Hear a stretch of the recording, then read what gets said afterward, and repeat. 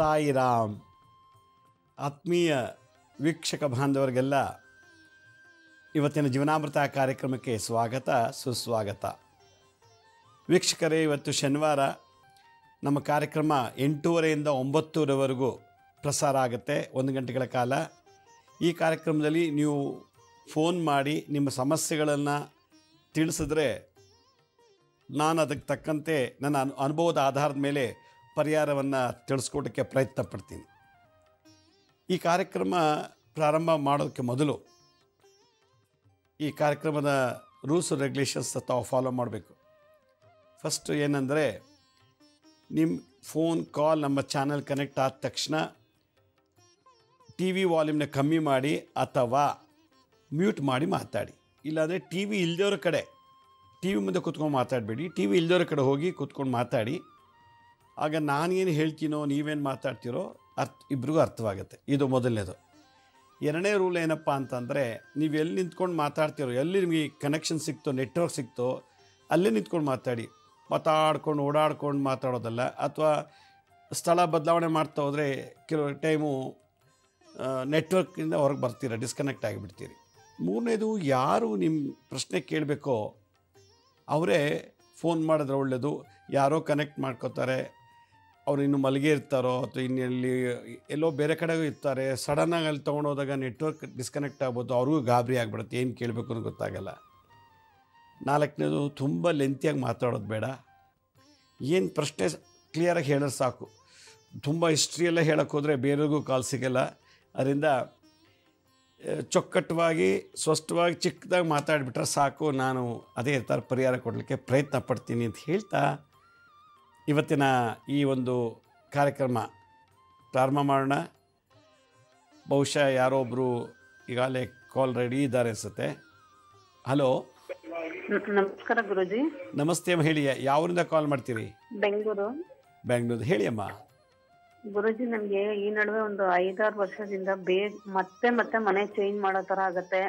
ನೆರೆಹೊರೆಯವರು ಓನರ್ಗಳಿಂದ ತುಂಬಾ ಸಮಸ್ಯೆ ಬರುತ್ತೆ ಗುರುಜಿ. ನಮ್ದು ಇದ್ದಿದ್ದು 2 ಸೈಟುನು ಗವರ್ಮೆಂಟ್ ಬಂದೋಗಿದೆ, ಇನ್ನೊಬ್ರು ಆಕ್ಯುಪೈ ಮಾಡ್ಕೊಂಡಿದ್ದಾರೆ. ಅದನ್ನೆಲ್ಲ ನೀವು ಗೌರ್ಮೆಂಟ್ಗೆ ಹೋದ್ರೆ ಏನಕ್ಕೆ ಹೋಯ್ತು? ಗೌರ್ಮೆಂಟ್ಗೆ ಅದು ನೈಸ್ ರೋಡ್ ಹೋಗಿದ್ದು ಗುರುಜಿ, ಅದು ಏನು ಕಾಂಪನ್ಸೇಷನ್ ಕೊಟ್ಟಿಲ್ಲ. ಕೇಸ್ ಹಾಕಿ ಕೋರ್ಟ್ಗೆ, ಒಳ್ಳೊಳ್ಳೆ ಕಾಂಪನ್ಸೇಷನ್ ಕೊಡ್ತಾ ಇದಾರೆ ಸುಮಾರು ಜನಕ್ಕೆ. ಇವಾಗ ಕೇಸ್ ಹಾಕೊಳ್ಳಿ. ಹೌದೌದು, ನೀವು ಕೋರ್ಟ್ಗೆ ಹೋದ್ರೇ ಆಗೋದಿಲ್ಲ, ಆಗೋದಿಲ್ಲ. ಇದು ಸುಮಾರು ಜನ ಎತ್ತಿದ್ರು, ಹೊಲ ಗದ್ದೆ ಮನೆ ಎಲ್ಲ ರೋಡ್ಗೆ ಹೋಗ್ಬಿಟ್ಟಿದೆ.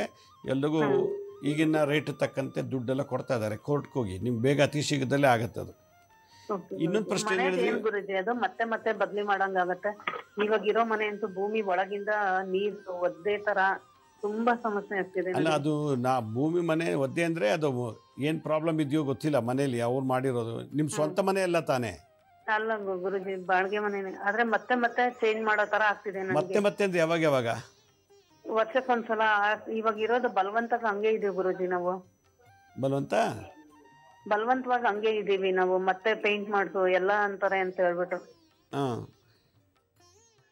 ನೆಕ್ಸ್ಟ್ ಸಾಟರ್ಡೆ ಒಂದು ಎಪಿಸೋಡ್ ಮಾಡ್ತೀನಿ ನೋಡಿ. ಯಾಕಂತಂದರೆ ಇದೇ ಥರ ಮುಂದೆ ಶನಿವಾರ ನಿಮಗೋಸ್ಕರ ಒಂದು ಒಳ್ಳೆ ಎಪಿಸೋಡ್ ಮಾಡ್ತೀನಿ.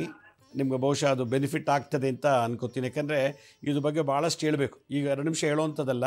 ಈಗ ಒಂದು ಒಳ್ಳೆ 1 ಗಂಟೆಗಳ ಕಾಲ ದೊಡ್ಡ ಪರಿಹಾರನೇ ಹೇಳ್ಕೊಡ್ತೀನಿ. ಮುಂದೆ ಶನಿವಾರ ನೀವು ಇದೇ ಸಮಯಕ್ಕೆ ನಿಮಗೋಸ್ಕರ ಒಂದು ಒಳ್ಳೆ ಎಪಿಸೋಡ್ ಮಾಡ್ತೀನಿ ನೋಡಿ. ಭಾಳ ಸಂತೋಷ. ಕರೆ ಮಾಡೋದಕ್ಕೆ ಧನ್ಯವಾದಗಳು.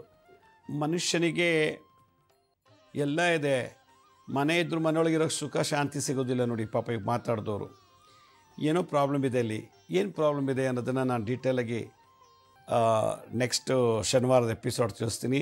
ಇದು ಇವರೊಬ್ಬರದೇ ಅಲ್ಲ, ಪ್ರತಿಯೊಬ್ಬರಲ್ಲೂ ಒಂದೊಂದು ಸಮಸ್ಯೆ ಇರ್ತದೆ ಮನೆಗಳಲ್ಲಿ. ಹಲೋ ಗುರುಗಳೇ, ನಮಸ್ತೆ. ನಮಸ್ತೆ ಅಮ್ಮ, ಹೇಳಿ, ಯಾವರಿಂದ ಕಾಲ್ ಮಾಡ್ತೀರಿ? ನಾವು ಹಾವೇರಿಯಿಂದ ಗುರುಗಳೇ. ಎಲ್ಲಿಂದ? ಹಾವೇರಿ ಗುರುಗಳೇ. ಹಾವೇರಿದೆ, ಹೇಳಿ ಅಮ್ಮ. ಗುರುಗಳೇ, ಅದು ಗರ್ಭಿಣಿಯರು ಗರುಡ ಪುರಾಣ ಓದ್ಬೋದಾ? ಮತ್ತೆ ಇನ್ನು ತೀರ್ಥಯಾತ್ರೆಗೆ ಹೋದಾಗ ನದಿ ಸ್ನಾನ ಮಾಡ್ಬೋದಾ ಗುರುಗಳೇ ಗರ್ಭಿಣಿಯರು? ಗರ್ಭಿಣಿ 3 ತಿಂಗಳು ಒಳಗೆ ಅಥವಾ ಮ್ಯಾಕ್ಸಿಮಮ್ ಅಂದರೆ 4 ತಿಂಗಳು ಒಳಗಿದ್ದರೆ ಮಾತ್ರ ನೀವು ಟ್ರಾವೆಲ್ ಮಾಡ್ಬೋದು, ತೀರ್ಥಯಾತ್ರೆಗೆ ಹೋಗಿ ಸ್ನಾನ ಮಾಡ್ಬೋದು. ಆಮೇಲೆ ಮಾಡಬಾರ್ದು ಅಂತ ನಮ್ಮ ಅಭಿಪ್ರಾಯ. ಯಾಕೆಂದರೆ ಟ್ರಾವೆಲಲ್ಲಿ ಕೂಡ ಎಷ್ಟೋ ಜನಕ್ಕೆ ತೊಂದರೆ ಆಗಿ ಅಬಾರ್ಷನ್ ಆಗೋ ಸಾಧ್ಯತೆ ಉಂಟು. ಗರ್ಭಿಣಿ ಸ್ತ್ರೀಯರು ಗರುಡ ಪುರಾಣ ಓದ್ಬೋದು, ತಪ್ಪೇನಿಲ್ಲ. ಪುರಾಣ ಇರೋದೇ ಮನುಷ್ಯರು ಓದಲಿಕ್ಕೆ. ಈ ಸತ್ತಾಗ ಓದಬೇಕು ಅಂತ ಹೇಳ್ತಾರೆ. ಬದುಕಿದ ಯಾಕೆ ಓದಬಾರ್ದು? ಗರುಡ ಪುರಾಣ ಗರ್ಭಿಣಿ ಸ್ತ್ರೀ ಓದೋದ್ರಿಂದ ಮಗುಗೂ ಒಳ್ಳೆ ಸಂಸ್ಕಾರ ಆಗುತ್ತೆ. ಇದು ಕೆಲವರೆಲ್ಲ ಭಯ ಭೀತಿ ಹುಟ್ಟಿಸ್ಬಿಟ್ಟಿದ್ದಾರೆ. ಬೇರೆ ಸಮಯ ಓದಬಾರ್ದು, ಸತ್ತಿರವಾಗಲೇ ಓದಬೇಕು.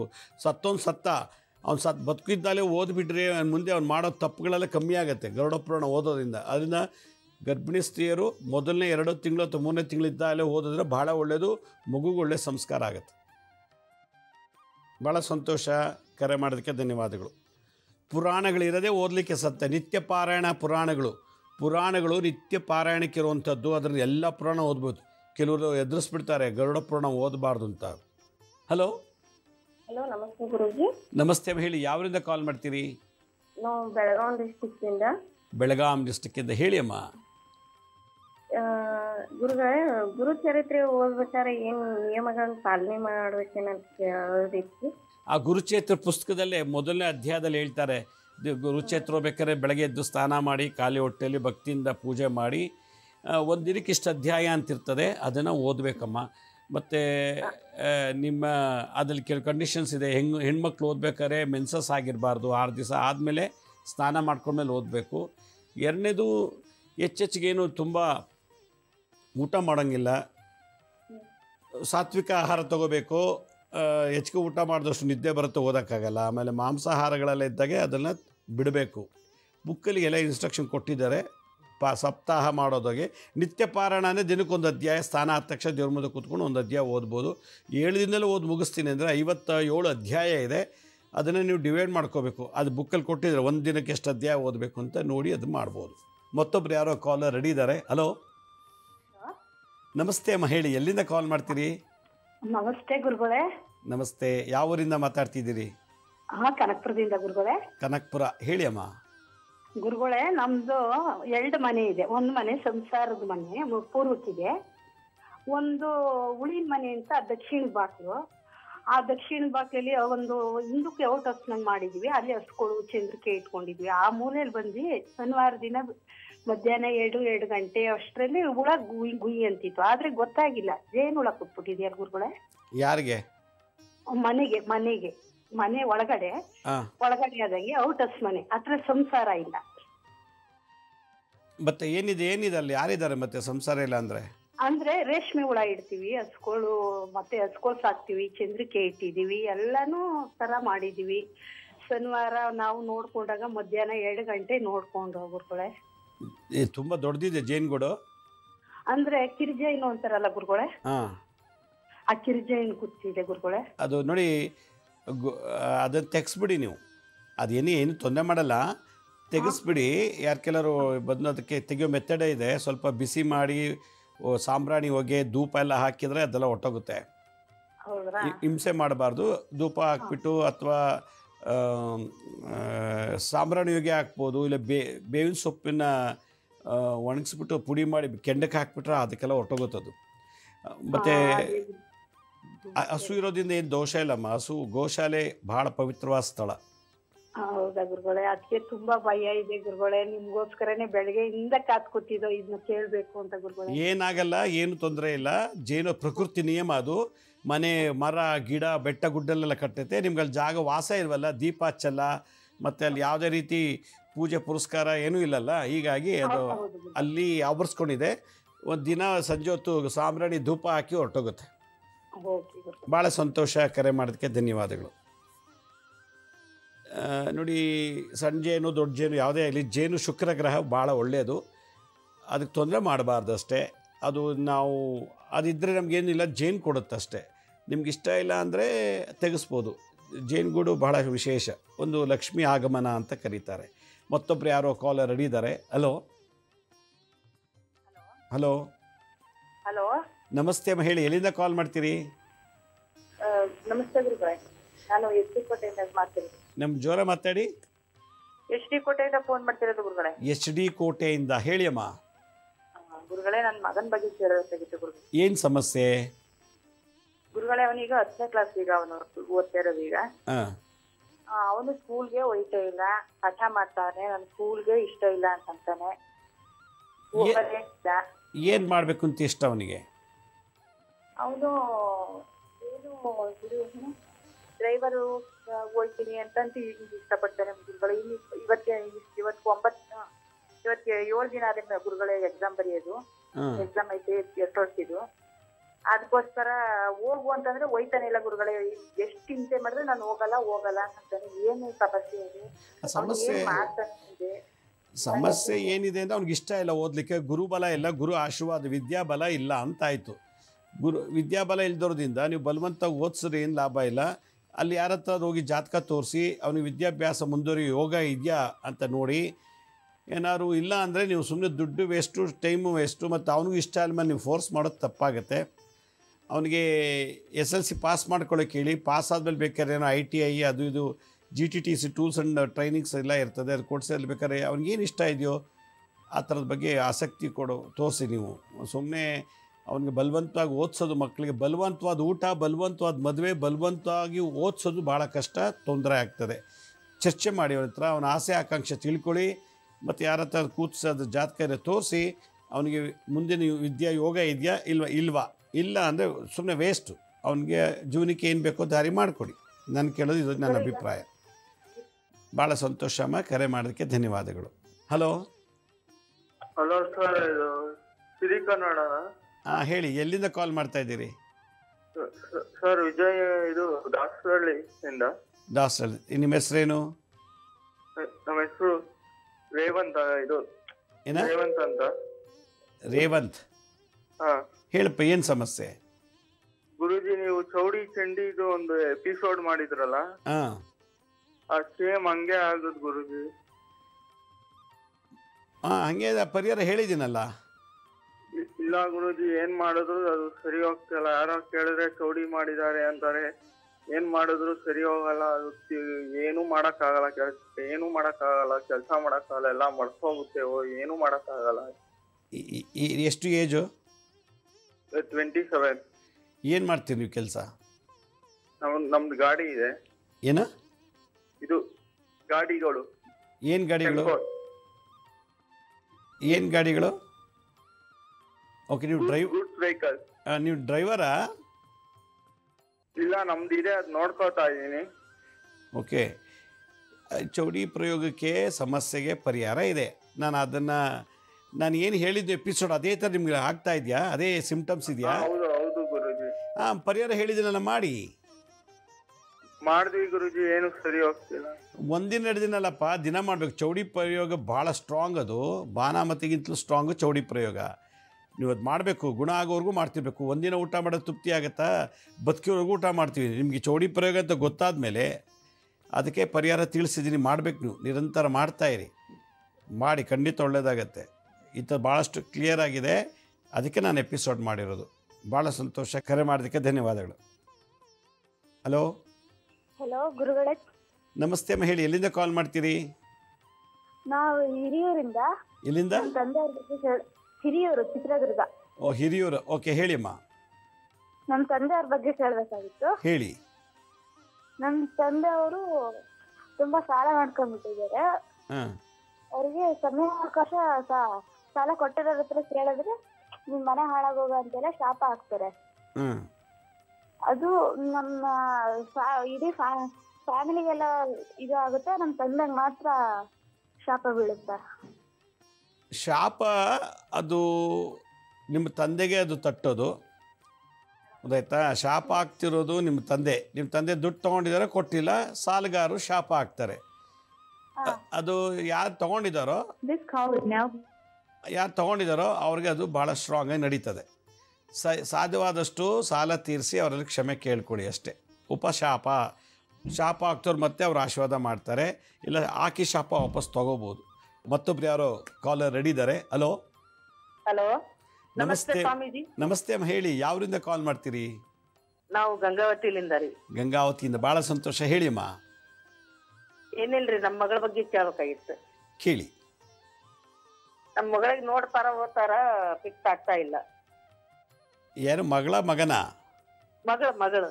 ಎಷ್ಟು ಏಜು? 28.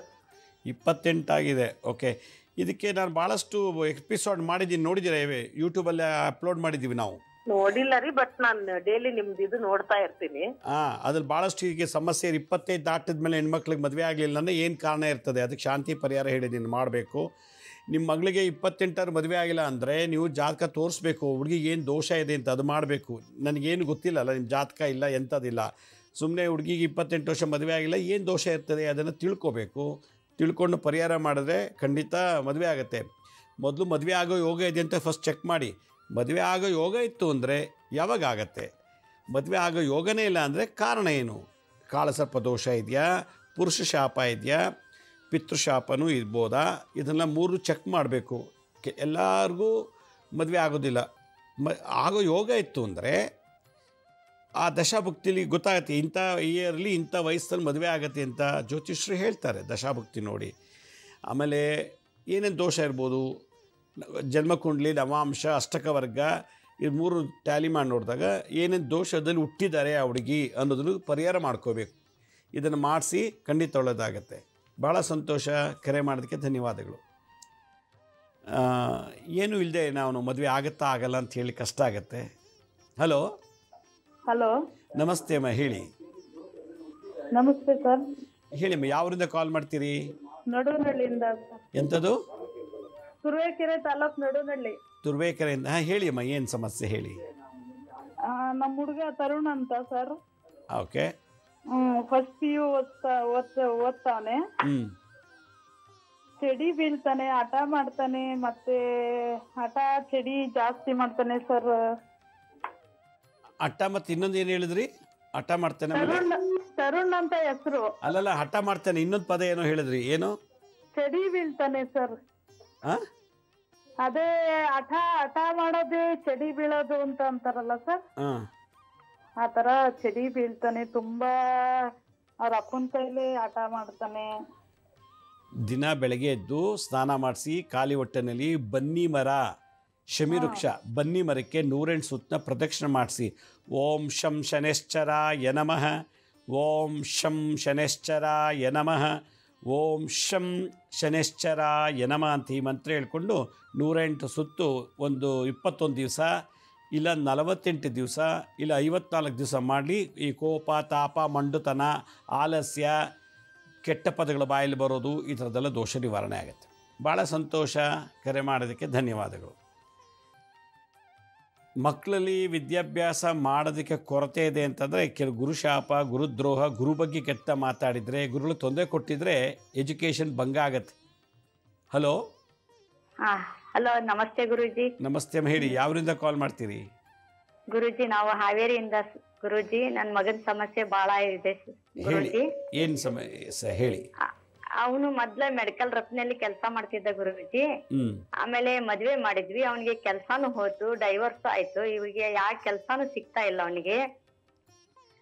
ಮದ್ವೆ ಆದ್ಮೇಲೆ ಕೆಲಸ ಹೋಯ್ತಾ? ಕೆಲ್ಸ ಅವ್ರಿಗೆ ಹೆಣ್ಣು ಫಿಕ್ಸ್ ಮಾಡಿದ ತಕ್ಷಣನೇ ಕೆಲ್ಸ ಹೋಗ್ಬಿಡುತ್ತೆ ಗುರೂಜಿ. ಅವನಿಗೆ ತುಂಬಾ ಆಲಸ್ಯತನದಿಂದ ಬಳಲ್ತಾ ಇದ್ದಾನೆ. ಅವನಿಗೆ ಮದ್ವೆನೂ ಆಗ್ತಾ ಇಲ್ಲ, ಕೆಲ್ಸಾನು ಸಿಗ್ತಾ ಇಲ್ಲ ಗುರೂಜಿ ಅವನಿಗೆ. ಸ್ತ್ರೀ ಶಾಪದಿಂದ ನೋಡಿ, ಆ ಹುಡುಗಿ ಕಾಲ್ಗುಡದಿಂದ ಎಂಗೇಜ್ಮೆಂಟ್ ಆದ್ಮೇಲೆ ಕೆಲಸ ಹೋಯ್ತು, ಮದುವೆ ಆದ್ಮೇಲೆ ಅದೇ ಹುಡುಗಿ ಮದುವೆ ಆದ್ಮೇಲೆ ಡೈವರ್ಸ್ ಆಯ್ತು ಅಂದರೆ ಸ್ತ್ರೀ ಶಾಪ ಇರ್ತದೆ. ಸುಮಂಗಲಿ ಸ್ತ್ರೀ ಶಾಪ ಅಂತಾರೆ ಇದಕ್ಕೆ. ಸುಮಂಗಲಿ ಸ್ತ್ರೀ ಶಾಪ, ಮುತ್ತೈದೆ ಸ್ತ್ರೀ ಶಾಪ ಯಾವ ಪುರುಷನಿಗಿರ್ತದೋ ಜಾತಕದಲ್ಲಿ, ಅವನು ಸೈಟು, ಕಾರು, ಮನೆ, ಉದ್ಯೋಗ, ವ್ಯಾಪಾರ ಎಲ್ಲದರಲ್ಲೂ ಕಳ್ಕೊತಾನೆ ಆ ಸ್ತ್ರೀ ಜೊತೆ ಸಂಪರ್ಕ ಇಟ್ಕೊಂಡಾಗ. ಅದರಿಂದ ಆ ಹುಡುಗಿ ಕಾಲ್ಗುಣದಿಂದ ಅಂದರೆ ಆ ಹುಡುಗಿ ಜಾತಕದಿಂದ ಮಗನಿಗೆ ಕೆಲಸ ಮತ್ತು ಡೈವರ್ಸ್ ಆಗಿದೆ ಅಂದರೆ ಸುಮಂಗಲಿ ಸ್ತ್ರೀ ಶಾಪ ಇದೆ. ಇದನ್ನು ನೀವು ಪರಿಹರಿಸ್ಕೊಳ್ಬೇಕು. ನಿಮ್ಮ ಮನೆ ಹೆಣ್ದೇವ್ರು ಯಾರು? ರೇಣುಕಾ ಯಲ್ಲಮ್ಮ ಗುರೂಜಿ. ರೇಣುಕಾದೇವಿ ಯಲ್ಲಮ್ಮ. ನೀವು ಅಲ್ಲಿ ಕುಲದೇವಿ ಹೋಗ್ತಿರ್ತೀರಾ? ಹೋಗ್ತಿರ್ತೇವೆ ಗುರೂಜಿ. ಈಗೊಂದು ಜೈ ಸಂತೋಷಿ ಮಾತಾ, ಸಂತೋಷಿ ಮಾತಾ ಅಂತ ಕೇಳಿದ್ದೀರಾ? ಕೇಳಿದ್ದೇವೆ ಗುರೂಜಿ. ಅದು ವ್ರತ ಮಾಡಕ್ಕೆ ಕೇಳಿ ಪ್ರತಿ ಶುಕ್ರವಾರ. ಏನ ಮಾಡ್ಬೇಕು ಗುರೂಜಿ? ಸಂತೋಷಿ ಮಾತಾ ಅಂತ ಒಂದು ಪುಸ್ತಕ ಸಿಗುತ್ತೆ, ವ್ರತ. ಗುರೂಜಿ. ಬುಕ್ ಅಂಗಡಿಲಿ ಅದನ್ನ ತಗೊಂಡು ನಿಮ್ಮ ಮಗನಿಗೆ ಹೇಳಿ 8 ಅಥವಾ 11 ವಾರ ಸಂತೋಷಿ ಮಾತನ ಪೂಜೆ ಮಾಡಲಿ, ವ್ರತ ಮಾಡಲಿ ಪ್ರತಿ ಶುಕ್ರವಾರ. ಭಾಳ ಸಂತೋಷ. ಕರೆ ಮಾಡೋದಕ್ಕೆ ಧನ್ಯವಾದ. ನೋಡಿ, ಕೆಲವರು ಹೆಣ್ಮಕ್ಳು ಕಾಲಿಟ್ಟ ಮೇಲೆ ಕೆಲಸ ಸಿಗುತ್ತೆ ಮತ್ತು ಎಲ್ಲದಲ್ಲೂ ಇಂಪ್ರೂವ್ ಆಗಿಬಿಡ್ತಾರೆ. ಹೆಣ್ಣು ಕಾಲ್ಗುಣ. ಕೆಲವು ಹೆಣ್ಣು ಮನೆಗೆ ಹೋದ ತಕ್ಷಣ ಎಲ್ಲನೂ ಕಳ್ಕೊಂಡ್ಬಿಡ್ತಾರೆ, ದರಿದ್ರ ಬಂದುಬಿಡ್ತದೆ, ಎಲ್ಲ ಕಳ್ಕೊಂಡು ಕೇರ ಪುಟಪಾತ ಆಗಿಬಿಡ್ತಾರೆ. ಇದು ಸ್ತ್ರೀ ಶಾಪ. ಅದರಿಂದ ಇದನ್ನು ಮ್ಯಾಚ್ ಮಾಡಬೇಕು. ಜಾತಕ ಮಾಡಿ ಆದಿ ಮಧ್ಯ ಅಂತ್ಯ ನಾಡಿಗಳಿರ್ತದೆ. ನಾಡಿ ಕೂಟದ ಚೆಕ್ ಮಾಡಬೇಕು ಇದನ್ನು. ಕೊನೆಗೆ ಹುಡುಗನಿಗೆ ಶುಕ್ರ, ರಾಹು ಮತ್ತು ಚಂದ್ರ ಈ 3 ಸ್ತ್ರೀ ಗ್ರಹಗಳ ದೋಷ ಇದೆಯಾ ಅಂತ ಚೆಕ್ ಮಾಡಬೇಕು.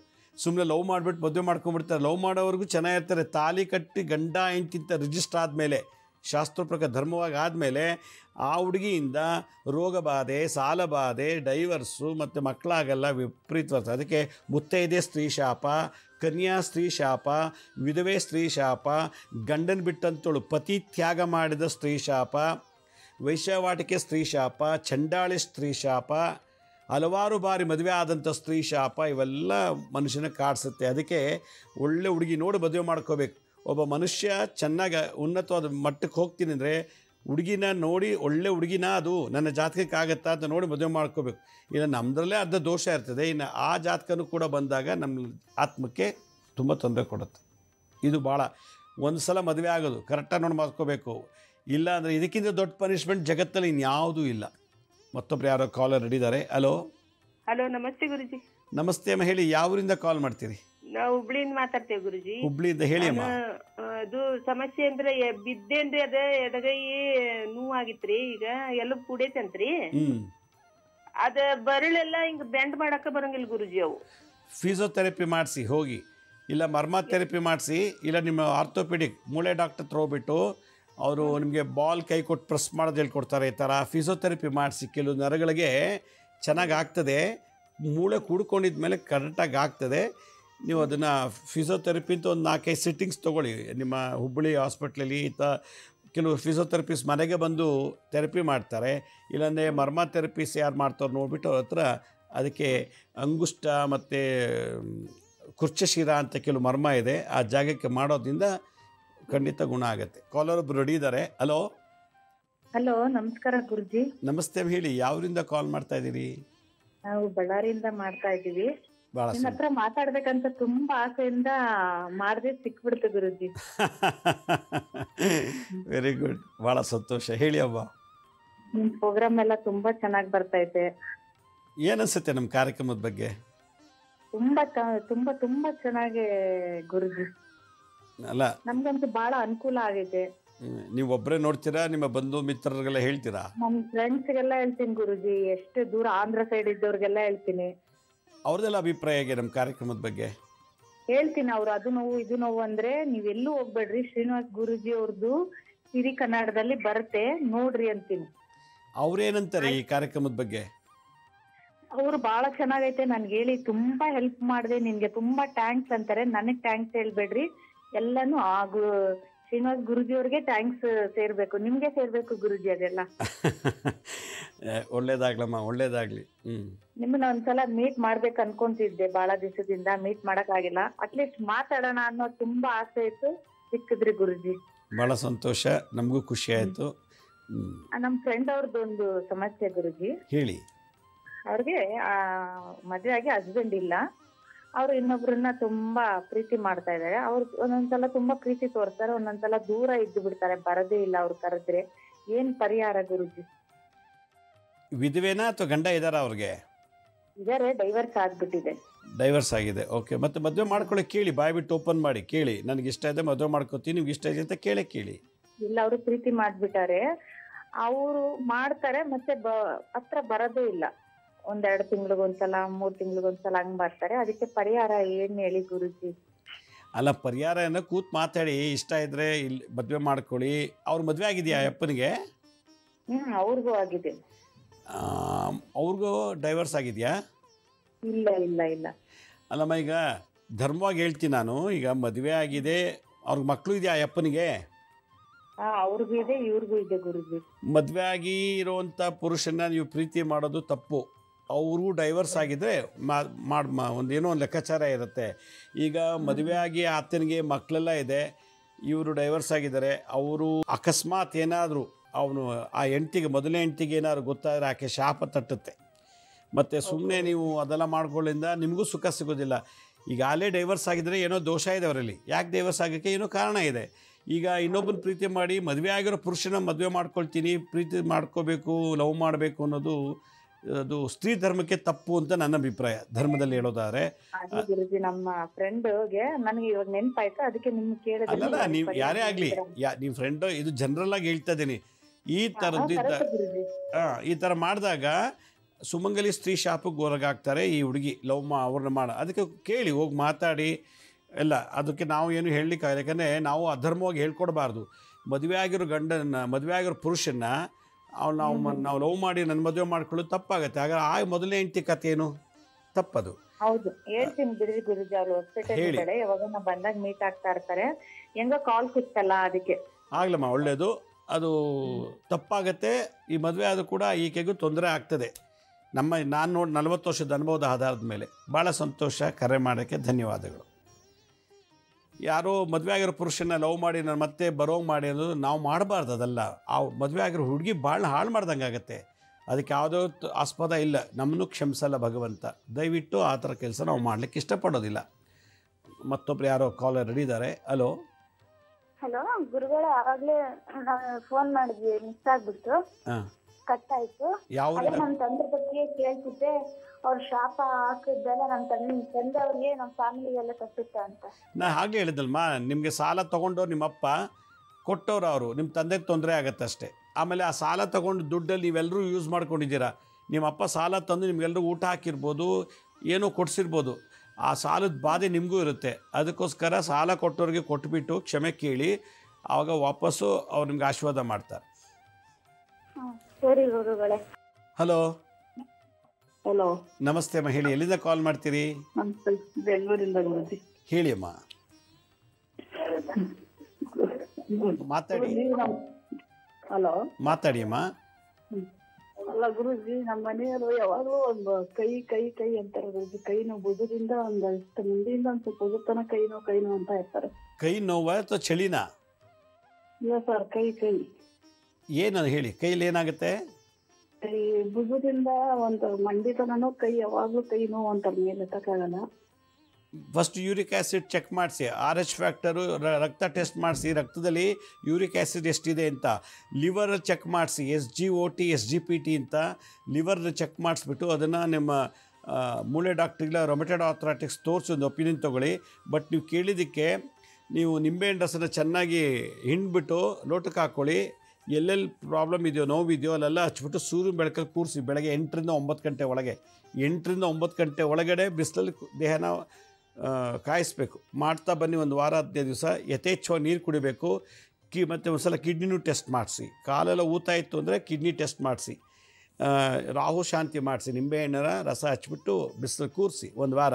ಅಕಸ್ಮಾತ್ ಅದು ಕ್ಯೂರ್ ಆಗಲಿಲ್ಲ ಅಂದರೆ ನಾನು ಹೇಳಿದ ಬ್ಲಡ್ ಟೆಸ್ಟ್ ಮಾಡಿಸ್ಬೇಕು. Uric acid percentage, RH factor, liver, SGOT SGPT ಲಿವರಲ್ಲಿ, ಮತ್ತು ಹೆಮೋಗ್ಲೋಬಿನ್ ಎಷ್ಟಿದೆ ಚೆಕ್ ಮಾಡಿಸಿ, ಡಾಕ್ಟ್ರ್ ತೋರಿಸಿ. ಭಾಳ ಸಂತೋಷ, ಕರೆ ಮಾಡೋಕ್ಕೆ ಧನ್ಯವಾದಗಳು. ಮತ್ತೊಬ್ರು ಯಾರೋ ಕಾಲರ್ ರೆಡಿ ಇದ್ದಾರೆ. ಹಲೋ ಹಲೋ, ನಮಸ್ಕಾರ ರೀ. ನಮಸ್ತೆ ಅಮ್ಮ, ಹೇಳಿ, ಯಾವರಿಂದ ಕಾಲ್ ಮಾಡ್ತಾ ಇದ್ದೀರಿ? ನಾವು ಧಾರವಾಡದಿಂದ ರೀ. ಧಾರವಾಡದಿಂದ, ಹೇಳಿ ಅಮ್ಮ. ಹಿಟ್ಟು ಬೀಸೋದು ಗಿರ್ನಿ ರೀ. ಹಿಟ್ಟು ರೀ, ಕಾಳು ಬೀಸೋದು ಹಿಟ್ಟಿನ ಗಿರ್ನಿ ರೀ. ಮಿಷಿನ್. ಓಕೆ ಓಕೆ, ಹೇಳಿ.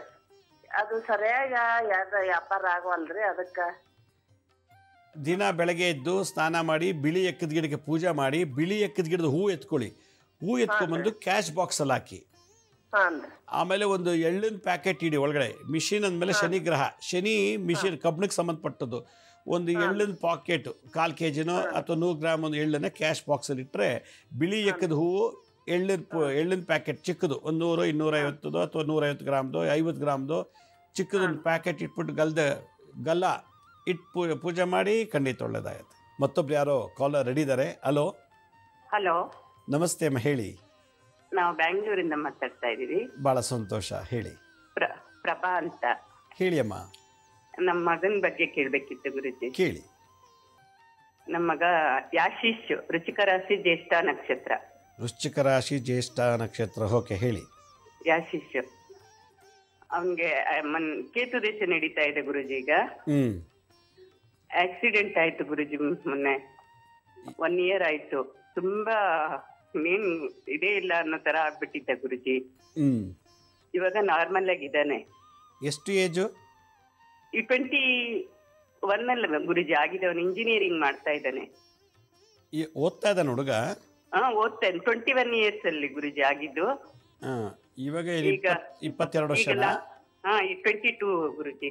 ಕಂಪ್ಲೀಟ್ ಆಗಿ 23 ಬೀಳುತ್ತೆ. ಓಕೆ, ಸಮಸ್ಯೆ ಏನು ಹೇಳಿ? ಅದೇ ಗುರುಜಿ, ಅವನು ತುಂಬಾ ಈ ತರ ಆಕ್ಸಿಡೆಂಟ್ ಆದ್ಮೇಲೆ ತುಂಬಾ ಕೋಪ, ನಮ್ಮನ್ನ ಕಂಡ್ರೇನೆ ಆಗಲ್ಲ ಆ ತರ ಹಠ ಗುರುಜಿ. ಈಗ ಅವ್ರಿಗೆ ಎಷ್ಟು ಬಾರಿ ಆಕ್ಸಿಡೆಂಟ್ ಆಗಿದೆ ಗುರುಜಿ? ಅದೇ ತಿಂಗಳಲ್ಲಿ ಮಾರ್ಚ್ ಅಲ್ಲೇ ಆಗಿದ್ದು. ಫಸ್ಟ್ ಸುಮ್ನೆ ಕಾಲೆಲ್ಲ ಇದಾಗಿತ್ತು ಗುರುಜಿ. ನೆಕ್ಸ್ಟ್ ಟೈಮ್ ಆದಾಗ ಫುಲ್ ಗುರುಜಿ ತಲೆಗೆ, ಈಗ ಕೈಗಳಿಗೆ ಎಲ್ಲ ಫುಲ್ ಇದಾಕಿದ್ದಾರೆ ಗುರುಜಿ. ಇವಾಗ ಬಿಚ್ಚಿಸ್ಬೇಕು. ನೆಕ್ಸ್ಟ್ ಪ್ಲೇಟ್ಸ್ ಹಾಕಿದ್ದಾರೆ ಗುರುಜಿ. 2 ಕೈಗೂ ಆಕ್ಸಿಡೆಂಟ್ ಆಗಿದೆ. ವೃಶ್ಚಿಕ ರಾಶಿ, ಜ್ಯೇಷ್ಠ ನಕ್ಷತ್ರ. ವೃಶ್ಚಿಕ ರಾಶಿ ಸರ್ಪದ ರಾಶಿ, ಗೊತ್ತಾಯ್ತಾ? ಹೌದು ಗುರು, ಅದ್ ಮಾಡ್ತಿದ್ರಿ ಗುರುಜಿ ನಾವು ಕುಕ್ಕೆಗೆ ಹೋಗಿ. ಎಷ್ಟನೇ ಪಾದ ಅಂತ ಹೇಳ್ತೀರಾ? ಜ್ಯೇಷ್ಠ ನಕ್ಷತ್ರ 2ನೇ ಪಾದ ಗುರುಜಿ. 2ನೇ ಪಾದ. ವೃಶ್ಚಿಕ ರಾಶಿ ಜ್ಯೇಷ್ಠ ನಕ್ಷತ್ರ 2ನೇ ಪಾದದಲ್ಲಿ ಹುಟ್ಟಿದವ್ರಿಗೆ ಅಂಗವಿಕಲರ ಶಾಪ ಇರ್ತದೆ. ಓದ್ ಜನ್ಮದಲ್ಲಿ ಅಂಗವಿಕಲರಿಗೆ ಹೊಲ, ಗದ್ದೆ, ಮನೆ, ತೋಟ, ಒಡವೆ, ವಸ್ತ್ರ ಅಥವಾ ಬೇರೆ ರೀತಿ ಮೋಸ ಅನ್ಯಾಯ ಮಾಡಿದ್ರೆ ಈ ಜನ್ಮದಲ್ಲಿ ವೃಶ್ಚಿಕ ರಾಶಿ ಜ್ಯೇಷ್ಠ ನಕ್ಷತ್ರ 2ನೇ ಪಾದದವರಿಗೆ ಅಂಗವಿಕಲರ ಶಾಪ ಇರೋದ್ರಿಂದ ಆಗಾಗ ಆಕ್ಸಿಡೆಂಟ್ ಆಗಿ ಅಂಗವಿಕಲತೆ ಆಗೋ ಚಾನ್ಸಸ್ ಇರ್ತದೆ. ಅವ್ರಿಗೆ ಆಪರೇಷನ್ ಮಾಡಿ ರಾಡ್ ಹಾಕ್ತಾರೆ ಅಥವಾ ಏನೋ ಗುರುಜಿ. ಹಾಕಿದ್ದಾರೆ ಗುರುಜಿ. ಈಗ ತೆಗಿಸ್ಬೇಕು ಅಂತ. ಈಗ ನಾರ್ಮಲ್ ಆಗಿದ್ದಾನೆ ಗುರುಜಿ, ಚೆನ್ನಾಗಿ ಆರಾಮಾಗಿದ್ದಾನೆ. ಆದ್ರೆ ಅವ್ನಿಗೆ ಅದು ಇರ್ತಾನೆ. ಇದು ಅದಕ್ಕೆ ಶಾಂತಿ ಆಗ್ಲಿಲ್ಲ ಅಂದ್ರೆ ಪದೇ ಪದೇ ಆಕ್ಸಿಡೆಂಟ್ ಆಗಿ ಏನೋ ಒಂದು. ಅದಕ್ಕೆ ಗುರುಜಿ ಶಾಂತಿ ಮಾಡ್ಬೇಕಾದ್ರೆ ನಾವ್ ಏನ್ ಮಾಡ್ಬೇಕು ಗುರುಜಿ? ಅಂಗವಿಕಲರಿಗೆ ಶಾಂತಿ ಫಸ್ಟ್ ಜಾತಕ ತಗೊಂಡೋಗಿ ತೋರಿಸಿ, ದಶಾಭುಕ್ತಿನಲ್ಲಿ ಏನ್ ನಡೀತಿದೆ ಇವಾಗ ಅಂತ. ಕೇತು ದಶಾ ಅಂತ ಹೇಳಿದ್ರಿ, ಅದಕ್ಕೆ ನೀವು ಏನ್ ಮಾಡ್ಬೇಕು, ಘಾಟಿ ಸುಬ್ರಹ್ಮಣ್ಯ. 18 ಇಯರ್ಸ್ಗೆ ಕೇತು ಶುರುವಾಗಿದೆ, 25 ಮುಕ್ತಾಯ ಅಂತ ಇದೆ. ಓಕೆ, ಇವಾಗ ಶುಕ್ರ ಶುರುವಾಗುತ್ತೆ ಗುರುಜಿ, ಶುಕ್ರ ದಶೆ. ನೀವು ಏನ್ ಮಾಡ್ಬೇಕು, ನಿಮ್ಮ ಕುಲದೇವಿ ಆರಾಧನೆ ಮಾಡಿಸ್ಬೇಕು, ಮತ್ತೆ ಕಾಳಭೈರವನಿಗೆ ಪೂಜೆ ಮಾಡಿಸಿ. ಗುರುಜಿ ಅದೆಲ್ಲ ಮಾಡ್ತಾ ಇದ್ದೀನಿ ಗುರುಜಿ. ನಾನು ಕಾಳಭೈರವಗೆ ಪೂಜೆ ಮಾಡಿಸ್ತೀನಿ. ನೀವಲ್ಲ, ದೇವರೇ ಕಾಳಭೈರೇಶ್ವರ. ಮನೆ ದೇವರೇ ಕಾಳಭೈರೇಶ್ವರನೇ. ನೋಡಿದ್ರ, ನಾನು ಅದಕ್ಕೆ ಹೇಳಿದ್ದು ಕಾಳಭೈರವೇಶ್ವರ. ನಂಗೇನ್ ಗೊತ್ತಿತ್ತು, ನಾನು ಡೈರೆಕ್ಟ್ ಆಗಿ ಹೇಳಿದೆ ಕಾಳಭೈರವ ನಿಮ್ಮ ಮನೆ ದೇವರು. ನಮ್ಗೂ ಅದೇ ಗುರುಜಿ, ನಾವ್ ಆಕ್ಸಿಡೆಂಟ್ ಆದ್ಮೇಲೆ ನಾವು ಸ್ವಲ್ಪ ತೋರ್ಸಿದ್ರಿ ಗುರುಜಿ. ಅವಾಗ ಈ ತರ ಅಂದ್ರು. ಸರಿ, ನಾನು ಅಷ್ಟಮಿಗೂ ಇದ್ ಮಾಡ್ತೀನಿ, ಕಾಳಭೈರವನ್ನೇ ಆರಾಧನೆ ಮಾಡ್ತಾ ಇದ್ದೀನಿ ಗುರುಜಿ ನಾನು. ನೀವು ಮಾಡಂಗಿಲ್ಲ, ಮಗ ಮಾಡ್ಬೇಕು. ಸಮಸ್ಯೆ ಇರೋದು ಮಗನಿಗೆ, ನಿಮ್ಗಲ್ಲ. ಹೌದಾ? ನಿಮ್ಮ ಮಗನ ಪರ ನೀವು ಊಟ ಮಾಡಿದ್ರೆ ಮಗಂಗೆ ಹೊಟ್ಟೆ ತುಂಬಲ್ಲ. ನಿಮ್ಮ ಮಗಂಗೆ ದಾಹ ಆದ್ರೆ ನೀವು ಒಂದು ಲೋಟ ನೀರು ಕುಡಿದ್ರೆ ಆಗಲ್ಲ. ಯಾರ ಕರ್ಮ ಶಾಪ ಇದೋ ಅವರೇ ಪರಿಹರಿಸ್ಕೋಬೇಕು. ನೀವು ಮಾಡೋದು ಏನು ಲಾಭ ಇಲ್ಲ. ನಮ್ಮ ಮಗ ಈಗ ದೇವಸ್ಥಾನಕ್ಕೆಲ್ಲ ಬರ್ಬೇಕಾ ಗುರುಜಿ? ಅವನು ಮಾಡ್ಬೇಕು, ಅವ್ನು ಮಾಡ್ಬೇಕಮ್ಮ. ಸಮಸ್ಯೆ ಇರೋದು ಅವನ್ಗೆ, ನೀವು ಮಾಡೋದ್ರ ಹಿಂಗೆ. ಬೇರೆ ಎಲ್ಲ ನಂಬ್ತಾನೆ ಗುರುಜಿ, ಅದೆಲ್ಲ ಇದ್ ಮಾಡ್ತಾನೆ, ಆದ್ರೆ ಬರಲ್ಲ ಅಷ್ಟೇ. ನಾವೇನು ಮಾಡೋಕ್ಕಾಗಲ್ಲಮ್ಮ, ಅವ್ನು ಮಾಡ್ಬೇಕು. ಅದಕ್ಕೇನು ಮಾಡೋಕ್ಕಾಗಲ್ಲ. ಚೆನ್ನಾಗಿರ್ಬೇಕು ಅಂದರೆ ಪರಿಹಾರ ಮಾಡ್ಕೊಳ್ಳೇಬೇಕು. ಬರಲ್ಲ, ಪೂಜೆ ಮಾಡಲ್ಲ ಅಂದರೆ ಅಂಥವ್ರಿಗೆ ಏನು ಮಾಡೋಕ್ಕಾಗಲ್ಲ, ಸುಮ್ಮನೆ ಇರಬೇಕಾಗತ್ತೆ. ಚೆನ್ನಾಗಿರಬೇಕು ಅಂತಂದರೆ ಇವೆಲ್ಲ ಮಾಡಬೇಕಮ್ಮ. ಇದನ್ನು ಮಾಡಿಸಿ, ಖಂಡಿತ ಒಳ್ಳೆಯದಾಗತ್ತೆ. ಭಾಳ ಸಂತೋಷ. ವೀಕ್ಷಕರೇ, ಈಗೊಂದು ಸಣ್ಣ ಅನೌನ್ಸ್ಮೆಂಟು ನೋಡಿ. ಈ ಚೌಡಿ ಪ್ರಯೋಗ, ಚಂಡಿ ಪ್ರಯೋಗ, ಭೂತ ಪ್ರೇತ ಬಾಧೆಗಳು, ಆಗಾಗ ಆಕ್ಸಿಡೆಂಟ್ ಆಗೋದು, ಮತ್ತು ಬ್ರೈನಲ್ಲಿ ರಕ್ತ ಎಪ್ಕಟ್ಕೊಳ್ಳೋದು, ಬ್ರೈನ್ಗೆ ರಕ್ತ ಮತ್ತು ಆಕ್ಸಿಜನ್ ಸರಿಯಾಗಿ ಹೋಗ್ತಾ ಇಲ್ಲ, ಸರಬರಾಜು ಆಗ್ತಿಲ್ಲ ಅಂದರೆ, ಪಿಟ್ಸ್ ಬರ್ತಿದ್ರೆ ಬ್ರೈನಿಂದ ಪಿಟ್ಸ್ ಬರೋದು, ಲಕ್ವ ಬರೋದು ಬ್ರೈನಿಂದನೇ, ಕೈ ನಡ್ಕ ಬರೋದು, ಪಾರ್ಕಿನ್ಸನ್ ಅಂತ, ಅರಳು ಮರಳು, ಮತ್ತು ಇದಕ್ಕಿದ್ದಾಗೆ ಹಲವಾರು ರೀತಿ ಮಾನಸಿಕ ಕಾಯಿಲೆಗಳು, ಸ್ಕಿಜೋಫರ್ನಿಯಾ, ಅಲ್ಝಿಮೀರಿಯಾ, ಹಿಸ್ಟೀರಿಯಾ, ಬೈಪೋಲರ್ ಡಿಸಾರ್ಡರ್ಸು, ಆಕ್ಸೈಟಿ ಡಿಸಾರ್ಡರ್ಸು, ಈ ಥರದ್ದೆಲ್ಲದಕ್ಕೂ ಪರಿಹಾರ ಇದೆ, ಬಟ್ ಪರ್ಮನೆಂಟಾಗಿ ಇಲ್ಲ. ಇನ್ನೊಂದು ವಿಪರೀತವಾದ ತಲೆನೋವುಗಳು. ಆಗಾಗ 21 ವೆರೈಟಿ ತಲೆನೋವಿದೆ. ಬಿಸಿಲಿಗೆ ಹೋದ್ರಂತಾರ, ನೆರಳಲ್ಲಿದ್ದಾಗ, ಅಡುಗೆ ಮಾಡುವಾಗ, ಬಟ್ಟೆ ಒಗೆಯುವಾಗ ಬರುವಂಥದ್ದು, ಪ್ರಯಾಣ ಮಾಡುವಾಗ ಬರುವಂಥ ತಲೆನೋವು. ಕಣ್ಣಿಗೆ ಎಂಥ ಸಮಸ್ಯೆ ಇದ್ದರೂ, ಕಿವಿಗೆ ಎಂಥ ಸಮಸ್ಯೆ ಇದ್ದರೂ, ಮೂಗುಗೆ ಸಮಸ್ಯೆ ಇದ್ದರೂ, ತುಟಿ ಅಲ್ಸರು, ನಾಲಿಗೆ ತೊದಲು, ಮತ್ತು tongue cancer, throat cancer, thyroid, parathyroid, ಧ್ವನಿಪೆಟ್ಟಿಗೆ, ಸೌಂಡ್ ಬಾಕ್ಸು, ಅನ್ನನಾಳ, ಇಸೋಫಗಸ್ ಕ್ಯಾನ್ಸರು, ಹೃದಯಕ್ಕೆ ಸಂಬಂಧಪಟ್ಟಂಥದ್ದು ಎಲ್ಲ ಕಾಯಿಲೆ, ಶ್ವಾಸಕೋಶಕ್ಕೆ ಸಂಬಂಧಪಟ್ಟಂಥ ಎಲ್ಲ ಥರ ಕಾಯಿಲೆ, ಹೊಟ್ಟೆ ಜಠರದಲ್ಲಿ ಬರುವಂಥದ್ದು, ಅಲ್ಸರು, ಮತ್ತು ಅಪೆಂಡಿಸೈಟಿಸು, ಡಯಾಬಿಟೀಸ್, ಅದರಲ್ಲೂ ಬಿ ಪಿ, ಶುಗರು ಅಂದರೆ ಡಯಾಬಿಟೀಸು, ಗ್ಯಾಸ್ಟ್ರೆಟಿಕ್ಸು, ಪಿಸ್ತುಲಾ ಫಿಶರು, ಕಿಡ್ನಿಗೆ ಸಂಬಂಧಪಟ್ಟಂಥದ್ದು, ಗಾಲ್ ಬ್ಯಾಡರ್ ಸ್ಟೋನ್ ಇದ್ದರೆ, ಕಿಡ್ನಿ ಸ್ಟೋನ್ ಇದ್ದರೆ, ಮಂಡಿ ನೋವು, ತೊಡೆ ನೋವು, ಮುಟ್ಟಿನ ಸಮಸ್ಯೆ, ಹೆಂಗಸಲ್ಲಿ ಮಕ್ಕಳಾಗ್ತಿಲ್ಲ, ಗಂಡಸಿಗೆ ನಪುಂಸಕತೆ, ಸೆಕ್ಸ್ ವಿಷಯದಲ್ಲಿ ಭಾಳಷ್ಟು ತೊಂದರೆ, ಪಾದದಿಂದ ತಲೆವರೆಗೂ, ತಲೆಯಿಂದ ಪಾದವರೆಗೂ ಎಲ್ಲ ಥರ ದೋಷಗಳನ್ನು ಕೇವಲ ದಿನ 10 ನಿಮಿಷ ಕುರ್ಚಿ ಮೇಲೆ ಕೂತ್ಕೊಂಡು ಒಂದು ಕ್ರಿಯೆ ಮಾಡುವಂಥದ್ದು, ಅದೇ ನರಸಿಂಹ ಕ್ರಿಯೆ ಅಂತೇಳಿ. ಈ ವಿದ್ಯೆನ ನಾನು ಜಗತ್ತಿಗೆ ಇಂಟ್ರೊಡ್ಯೂಸ್ ಮಾಡಿಕೊಡ್ತಾ ಇದ್ದೀನಿ. ಇದು ಪ್ರತಿ ತಿಂಗಳು ನಾವು ಮಾಡ್ತಾಯಿರ್ತೀವಿ. ಆಸಕ್ತಿ ಇರುವಂಥವ್ರು ಇದೇ ತಿಂಗಳು 22 ಮತ್ತು 23ನೇ ತಾರೀಕು ಈ ಕ್ಲಾಸನ್ನು ಮೈಸೂರಲ್ಲಿ ಮಾಡ್ತಾಯಿದ್ದೀನಿ. ಒಂದು ದಿನದ ವರ್ಕ್ಶಾಪು ಬೆಳಗ್ಗೆ 10ರಿಂದ ಸಂಜೆ 7 ಗಂಟೆ ತನಕ ಹೇಳ್ಕೊಡ್ತೀನಿ. ಇದನ್ನು ಕಲಿತು ಎಲ್ಲ ಥರ ರೋಗದಿಂದ ಮುಕ್ತರಾಗಬೇಕು, ಔಷಧಿ, ಇಂಜೆಕ್ಷನು, ಟಾಣಿಕ್ ಏನಿಲ್ಲ ಬದುಕಬೇಕು ಅನ್ನೋದಾಗಿದ್ದರೆ ನಾವು ಸ್ಕ್ರೀನ್ ಮೇಲೆ ತೋರಿಸ್ತಾ ಇದ್ದೀವಿ ಆ ವರ್ಕ್ಶಾಪ್ ವೆಬ್ಸೈಟ್ ಇದೆ, ಫೋಟೋ ಕ್ಲಿಕ್ ಮಾಡ್ಕೊಳ್ಳಿ, ಲಾಗಿನ್ ಆಗಿ ಫಾರ್ಮ್ ಫಿಲ್ ಮಾಡಿ. 22, 23ನೇ ತಾರೀಕೆ ಈ ವರ್ಕ್ಶಾಪ್ ಇದೆ ಅಂತ ಹೇಳ್ತಾ, ನಮ್ಮ ಹಳೆ ಸಂಚಿಕೆಗಳನ್ನು ಯಾರು ನೋಡಿಲ್ವೋ ಅವ್ರು ನಮ್ಮ ಶಿರಡಿ ಸಾಯಿ ವೀಕ್ಷಾ ಕೇಂದ್ರ ಮತ್ತು ಹೆಲ್ತ್ ಸೈನ್ಸ್ ಅಂತ 2 ಯೂಟ್ಯೂಬ್ ಚಾನಲ್ ಇದೆ, ಎಲ್ಲದಕ್ಕೂ ಅಲ್ಲೂ ಕೂಡ ಇನ್ಫಾರ್ಮೇಷನ್ ಲಭ್ಯ ಆಗುತ್ತೆ ಅಂತ ಹೇಳ್ತಾ ಇವತ್ತಿನ ಸಂಚಿಕೆಯನ್ನು ಮುಗಿಸ್ತೀನಿ. ಇದೇ ರೀತಿ ನಾಳಿನ ಸಂಚಿಕೆಯಲ್ಲಿ ಮತ್ತೊಂದು ವಿಶೇಷವಾದಂಥ ಮಾಹಿತಿಯನ್ನು ತಮ್ಮನ್ನು ಭೇಟಿ ಮಾಡ್ತೀನಿ. ಅಲ್ಲಿವರೆಗೂ ನನ್ನ ನಮಸ್ಕಾರ. ಸಾಯಿರಾಮ್.